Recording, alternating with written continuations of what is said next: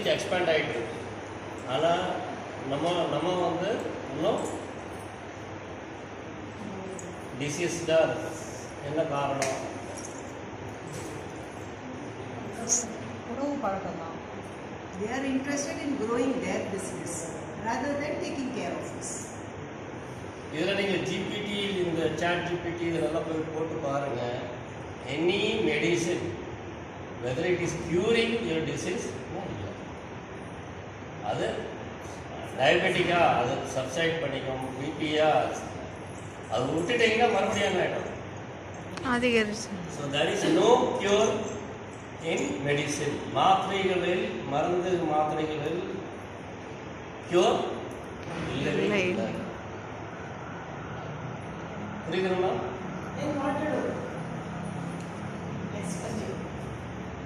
Do nothing. க்யூருக்கு வந்து காரணமே வந்து do nothing தான். என்ன போய் இப்போ சொல்ல வர பாருங்க. நம்ம சித்தர்கள் என்ன சொல்லிட்டு போயிருக்காங்கன்னா, மலச்சிக்கலும் அஜீர்ணமும் ஆதி நோய்கள் அதனால் வருவது மீதி. எது? மலச்சிக்கலும் அஜீர்ணமும் ஆதி நோய்கள் அதனால் வருவது மீதி நோய்கள். மலச்சிக்கல் எலிமினேஷன் ஆங்கிலத்தில், அஜீர்ணம் வந்து இன்டைஜஷன் சொல்லுவாங்க. ஆனால் இப்போ ட்ரெண்ட் போயிட்டு இருக்கிறது வந்து இன்ஃப்ளமேஷன், வயிறு உப்பிசம், உள்ள வந்து இன்ஃப்ளேட் ஆகிருக்கு.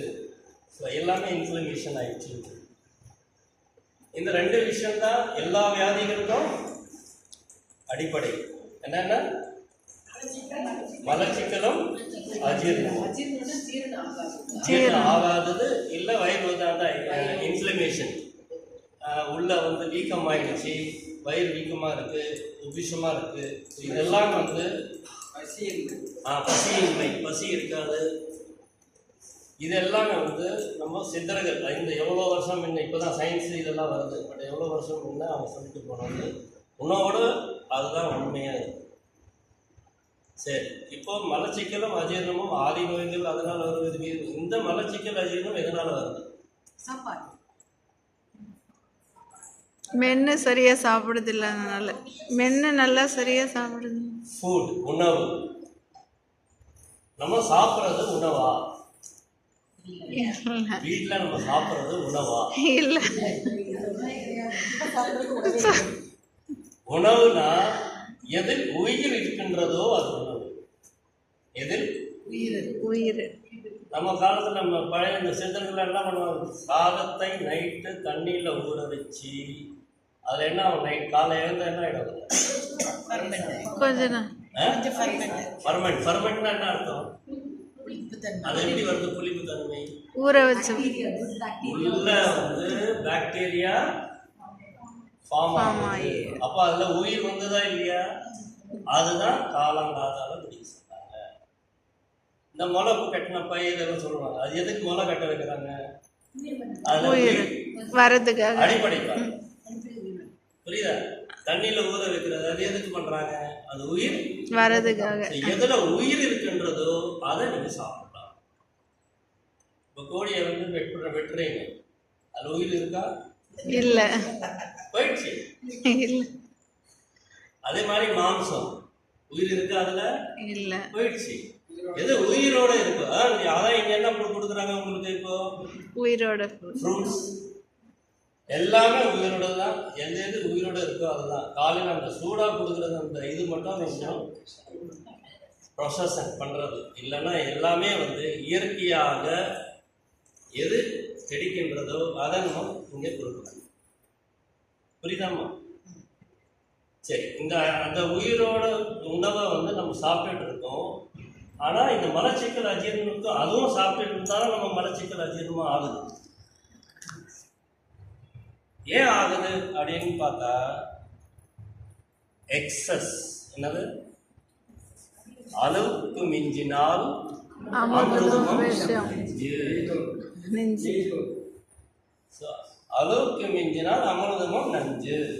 ஸோ அளவுக்கு மீறி நீங்கள் சாப்பிட்டீங்க, இதுவும் நீங்கள் அளவுக்கு மீறி சாப்பிட்டாலும் என்ன ஆகும்? மலச்சிக்கல் அஜீரணமும் இருக்கும். அப்போ வியாதியை குணப்படுத்த முடியாது. அப்ப என்ன பண்றது? உணவு கட்டுப்பாடு வேணும். உணவை வந்து அளவோட சாப்பிடணும். சரிங்க, நீங்க சொல்லிட்டீங்க அளவோட சாப்பிடணும். என்ன அளவு? எப்படி தீர்மானம்?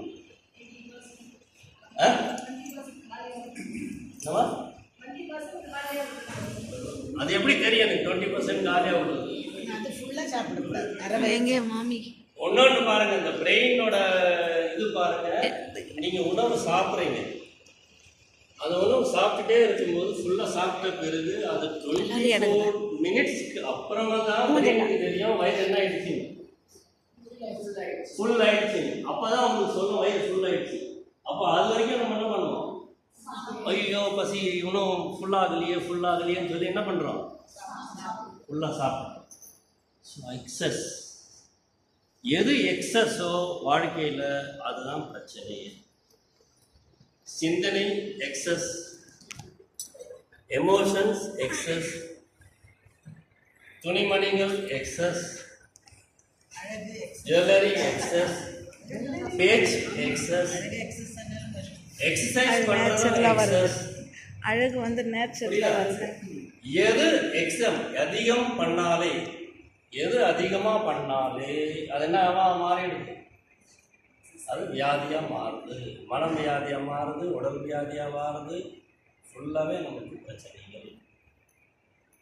அதை நீங்கள் பார்த்துருப்பீங்க. ஒரே ஒரு துணி தான் போட்டுருக்கேன்.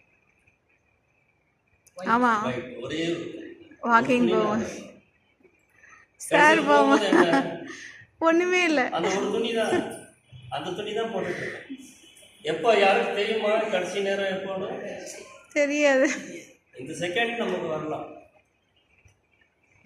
ஸோ அதுக்கு தயாராக இருக்கு. அந்த துணி இருக்கு, வேற யாருமே எங்கேயும் ஓட தேவையில்லை. அதே துணியை எடுத்து போட்டால் போதும், முடிஞ்சிச்சு. ஸோ அதிகம் பேசுறது, அதிகம் எந்த விஷயமும் எக்ஸசைஸ் பண்ணுறதோ, எது அதிகமாக இருக்குன்றதோ அது எல்லாமே என்னவா மாறுது? வியாதியாக மாறிட்டு இருக்கு. உணவுலையும் அதுதான் அந்த வந்து மாறிட்டு இருக்கு. சரி, இப்போ எப்படி நமக்கு பிரெயினுக்கு 24 மினிட்ஸ் அப்புறமா தான் தெரியுது உணவு, ஐயோ வயிறு ஃபுல்லாகிடுச்சுன்னு. அதுக்கு முன்ன நமக்கு என்ன எப்படி தெரியுது? சரி, ஹார்ட்டோட ஷேப் வந்து எவ்வளோ படிச்சிருப்பீங்க ஸ்கூல்ல? எவ்வளோ? Very good. இந்த கை இல்லையா? ஆமாங்க, கை. ஆமாம், இதுதான் ஹார்ட்டோட ஷேப். நம்ம ஹார்ட்டோட ஷேப் எவ்வளோ? இதுதான். புரியுதா? சரி, ஸ்டமக்கோட ஷேப் எவ்வளோ? பெருசு பெருசு வயிறு. அது காயில் மாதிரி சுத்தி சுத்தி சுத்தி. ஸ்டமக்கோட ஷேப் என்ன? ஒரு ஜான் சொல்லுவாங்க. ஒரு ஜான் வயிறு. சரி, அந்த சீக்ரெட் சொல்லிட்டா உங்களுக்கு? அந்த சீக்ரெட் தெரிஞ்சுக்கிறோமா? ஸ்டமக்கோட சைஸ் வந்து இந்த கை இப்படி வச்சு, இந்த கை இப்படி வச்சு, ரெண்டும் சேர்த்தா அவ்வளோதான். இவ்வளோதாங்க. அதிகமாக சாப்பிட்றோமே. புரியுதா? இருக்கு ஸ்டமக்மா, வயிறு சுத்தி சுத்தி இருக்கிறது வந்து இன்டெஸ்டைன். வயிறுன்றது அவ்வளோதான், கொஞ்சம். அது ஷேப் இவ்வளோதான். இவ்வளோ உணவு நீங்கள் கொடுத்தா அது கரெக்டாக டைஜஸ்ட் பண்ணுறதுக்கு சரியாக இருக்கும். நம்ம இவ்வளோ சாப்பிட்றோமா? இல்லை, அதிகரிச்சு தான் சாப்பிட்றோம்.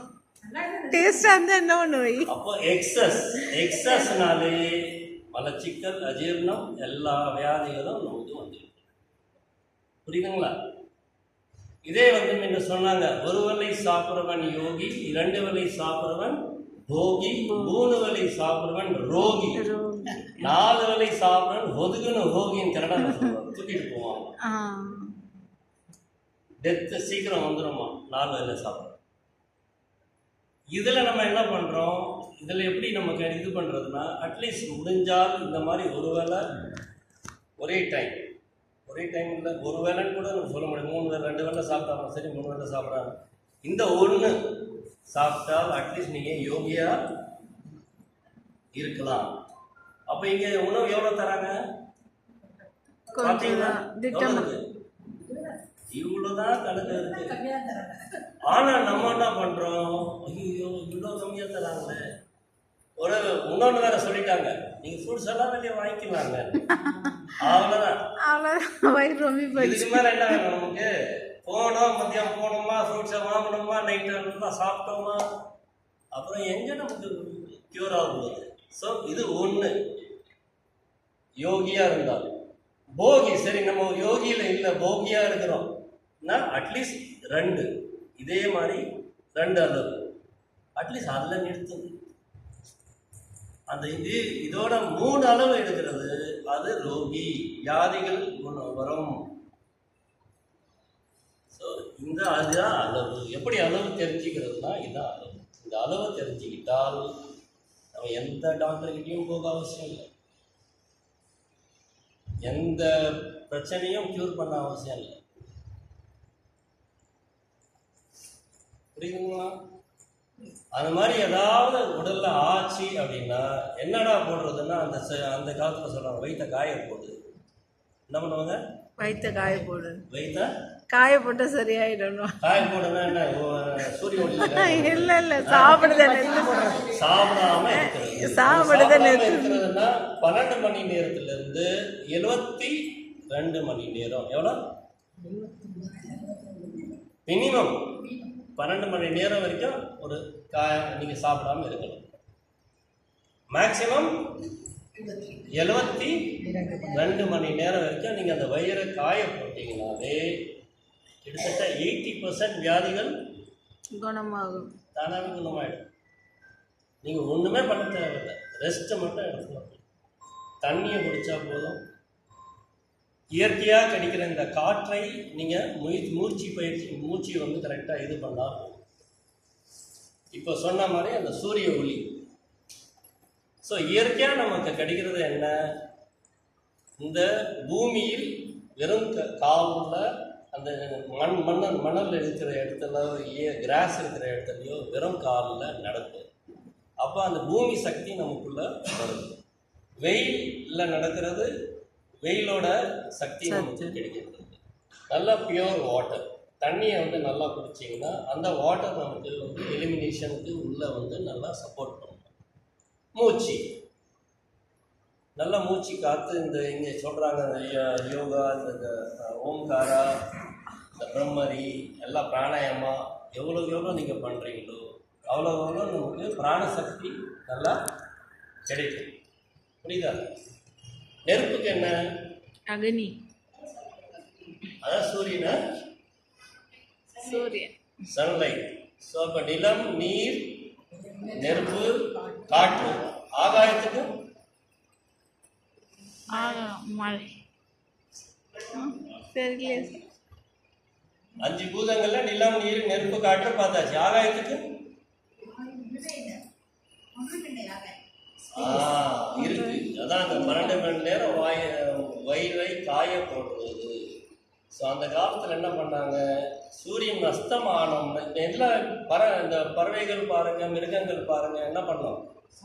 சாயங்காலம் சூரிய அஸ்தமானம் அது நிப்பாட்டிடும். 6 o'clock சாப்பாடு நிப்பாட்டிடும். அடுத்த நாளைக்கு 6 o'clock ஸ்டார்ட் பண்ணிடும். அப்போ எவ்வளோ ஆச்சு? 12 hours. அவங்களுக்கு தெரிகிற அறிவு இந்த மனுஷனுக்கு தெரியாமல் போயிடுச்சு.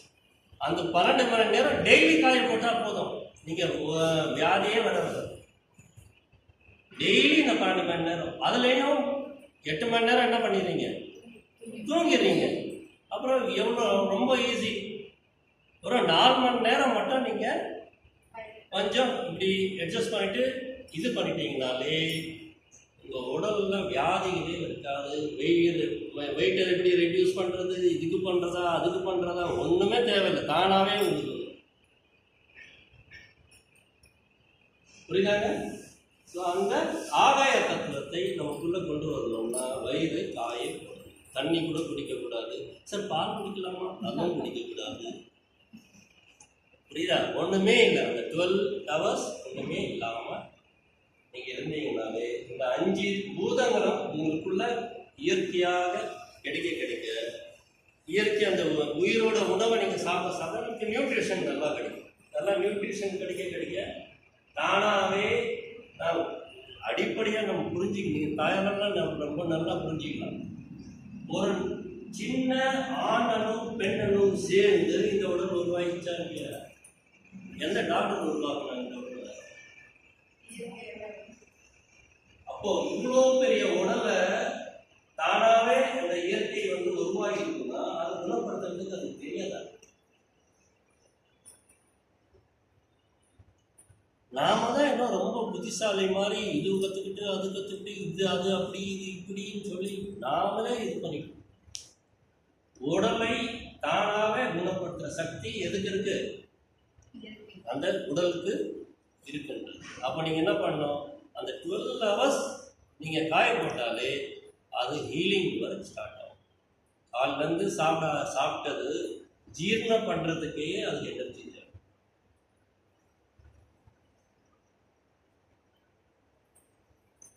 ஃபஸ்ட்டு எனர்ஜி எதுக்கு தேவை? உங்களுக்கு ஆக்டிவிட்டி பண்ணுறதுக்கு பிரெயின். அதுக்கு 80% 30% எனர்ஜி அதுக்கு போயிடும். ஜீரணம் பண்ணுறதுக்கு 30% எனர்ஜி போயிடும். ஆக்சிஜன் அதுக்கு போயிடும். இதுக்கு ஒரு 30% ஆக்சிஜன். மிச்சம் இருக்கிற ஆக்சிஜன் தான் உங்கள் உடல் வேறு வேலைக்கு ஆகும். நம்ம ஆக்சிஜன் எடுக்கிறதே ஃபஸ்ட்டு பொல்யூஷன். நம்ம இருக்கிற சிட்டி லைஃபுக்கு பொல்யூஷன் லைஃப். அதில் ஆக்சிஜனே நம்ம கம்மியாக எடுக்கும். ப்ரீதிங்கே சரியாக இல்லாமல் அப்போ ஆக்சிஜனே கம்மியாக இருக்குது. அதில் 30-40% பிரெயினுக்கே போயிடுச்சு. அப்போ டைஜஷனுக்கு இருக்குமா? ஸோ அந்த காய போடும்போது அது டைஜஷனுக்கும் போய் சரி பண்ணி இந்த உடலை ஹீல் பண்ணோம். இது வரைக்கும் பேசுனால ஏதாவது டவுட் இருக்கா? ஏதாவது கேள்வி இருக்கா? நேற்று எல்லா கேள்வி கேட்டதும் எல்லாமே பதில் ஸோ இப்போ ரீகேப் பண்ணிக்கலாமா? என்னென்ன சொன்னேன்? ஃபர்ஸ்ட் அடிப்படை வியாதிக்கு காரணம் அஜீர்ணம், மலச்சிக்கலும் அஜீர்ணம், மலச்சிக்கல் அஜீரணத்துக்கு காரணம் எக்ஸஸ் ஃபுட். எது எக்ஸஸா இருக்கோ அது நமக்கு மலச்சிக்கல் அஜீரணமா ஆகுது. புரியுதா? ஸோ அந்த எக்ஸஸுக்கு லிமிட் எவ்வளோ? ஒரு கை இல்லை 2 கை, மேக்சிமம் 2 கை. உங்க கை இது பாருங்க, உங்க உடம்புக்கு ஏற்ற போல அந்த கை இருக்கும். சில பேருக்கு பெரிய கை இருக்கும், சில பேருக்கு சின்ன கை இருக்கும். அவங்களுக்கு ஏற்ற போல தான் அந்த ஸ்டமக்கும் இருக்கும். இங்கே வந்து அளவு எல்லாருக்கும் ஒன்றா கொடுக்குறாங்க, அந்த மாதிரி கொடுக்குது. உங்கள் கைக்கு அளவுக்கு நீங்கள் சாப்பிடுங்க. புரியுதா? ஸோ அது வந்து எக்ஸஸ்க்கு எவ்வளோ தெரியும். ஏன்னா பிரெயினுக்கு எவ்வளோ நேரத்துக்கு அப்புறமா தெரியுது? நீங்கள் 24 minutes 24 மினிட்ஸ்க்கு அப்புறமா தான் உங்கள் வயிறு ரொம்ப போயிடுச்சின்னு சொல்கிறது. அப்போ அதை நம்பாதீங்க. ஐயோ வயிறு ரொம்பிடுச்சா இல்லையான்னு. இதை மட்டும் சாப்பிட்டுட்டு அந்த காய போடுறது. அந்த ஈவினிங் 6 to 6 வாட்டர், இந்த 5 பூதங்கள் நிலம், நீர், நெருப்பு, காற்று, ஆகாயம். வாக் பண்ணுறது, மண்ணில் காற்று நல்லா மூச்சு காற்றை எடுக்கிறது, தண்ணி நல்லா குடிக்கிறது, அப்புறம் சன்லைட்டில் கொஞ்சம் நேரம் நம்ம 1/2 hour 1 hour இந்த மாதிரி நம்ம பண்ணிகிட்டே இருந்தாலே இதுதான் இதோட அசிஸ்டண்ட்டில் தான் நமக்கு ஹீலிங் ஒர்க்கு ஆரம்பிக்கும். ப்ளஸ் உயிரோட எது உயிரோட உணவுன்னு சொன்ன? எதில் உயிர் உணவு எது மூலக்கட்டுதோ எதில் அதெல்லாம் உயிரே இருக்குது. நம்ம பழங்கள்லாம் வாங்கும்போது, இந்த பர்டிகுலர் வாழைப்பழங்கள்லாம் வாங்கும்போது ரொம்ப ஃப்ரெஷ், அப்படியே இதுவாக கட்டியாக இதுவாக இல்லை, நல்லா அந்த கருப்பாக இருக்கும். நல்லா அதில் தான் அந்த பழுத்து போனது நல்லது. எது பழுத்து போனதோ அதுதான் நமக்கு நல்லது. அது நல்லா ஜீர்ணிக்கும், நல்லா உடலுக்கும் நல்லா இருக்கும். அது ரொம்ப சீப்பாக எனக்கு ரொம்ப இது நான் வாங்கும்போது எனக்கு கேட்பேன், அதெல்லாம் கொடுங்கன்னு. ரொம்ப சீப்பாக கொடுப்பான். மிச்சதெல்லாம் நம்ம 30 ரூபா 40 ரூபாய்னா எனக்கு அந்த 10 ரூபாயிலே கொடுத்துருவாங்க. ஸோ இயற்கையாக கிடைக்கிறது எல்லாமே சீப் தான். தண்ணி சீப்பாக இல்லையா? இப்போ இங்கேயும் ஆயிடுச்சு. எல்லாமே இந்த டிஸ்டில்டு வாட்டர், மினரல் வாட்டர், அதில் பார்த்தா மினரலே இல்லை. இல்லை, அதில் மினரலே இல்லை. ஃபர்ஸ்ட் ஆஃப் ஆல் நீங்கள் போர் வாட்டரோ இல்லை குடித்தாதான், இல்லை மெட்ரோ வாட்டரோ கொஞ்சம் இது பண்ணி குடித்தாதான் அந்த எல்லா மினரல்ஸும் இருக்குது. இயற்கையான மினரல்ஸ் எல்லா தத்துவமும் இருக்குது. புரிஞ்சிச்சா? ஆரோக்கியம் யார் கையில் இருக்கு? நம்ம கையில் இல்லை, என் கையில் இருக்கு. அவங்க என் கையிலன்னு சொல்லுவோம். ஏன்னா நம்ம பொதுவாக இந்த ஜனங்களுக்கு இந்த பொலிட்டிஷியன்ஸ் இருக்காங்களே, அரசியல்வாதிகள், நாம் இதெல்லாம் செய்வோம் அப்படின்னு பேசிட்டு போயிடுவாங்க. யார் பண்றதுன்னு தெரியாது. நான் என் கையில் இருக்குன்னா அப்போ நமக்கு பொறுப்பு வரும். பொறுப்பு எடுத்துக்கிட்டாதான் நம்ம ஆரோக்கியமாக இருக்கணும். வாய்ப்பு